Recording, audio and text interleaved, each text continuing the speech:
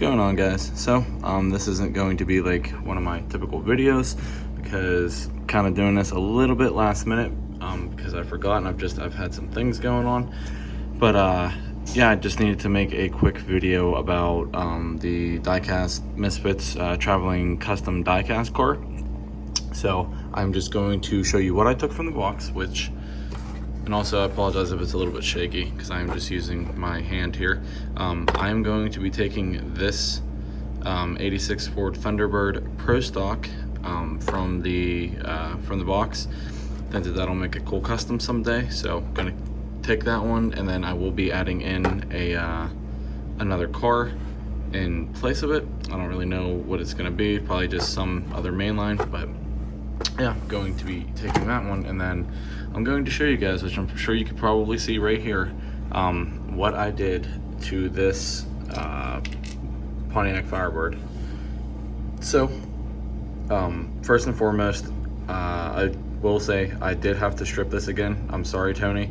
I know you had it primered, but the primer, honestly, it didn't like really lay the best on here. And then whenever I was doing what I was doing to it, it was like I nicked it up and stuff. So I was like, you know what, I'm just gonna go ahead and strip it again, and then that way somebody well, actually, this is also, I should mention, this is going to Pia at Mad Visions next, so make sure you follow along and go over to his channel whenever he gets this and makes a video on it. So but yeah, so I just figured, you know, he's been getting into like the Spectra Flame style paints and stuff, and I believe he said he was going to put a paint job on this, so figured, you know, just to strip it and have it clean again, and then they can decide what they want to do with it. But anyways, what I did to it is, I'm sure you guys probably already saw it, but I don't know,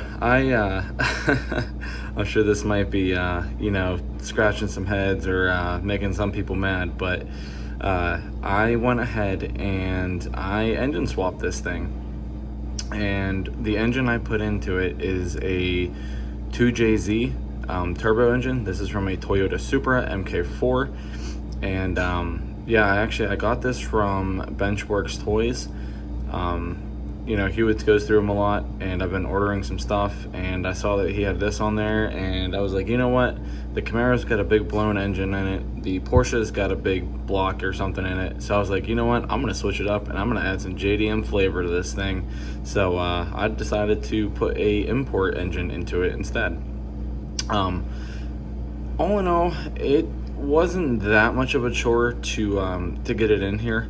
As you can see, I did have to do a lot of grinding and cutting of all the cross members and stuff, but you know, it turned out pretty good. And then I had to like completely chop off like the whole front of the interior, well, at least the engine part there, to make it fit. But and yes, I'm sure you guys are like, oh well, how are you gonna get some wheels in there? Well, if I can get it to focus there, you can still see, like, I'll put the yellow right there, you have just enough room to get an axle tube in there and put some wheels on this thing. So that clearance is tight, but it will work, I promise. So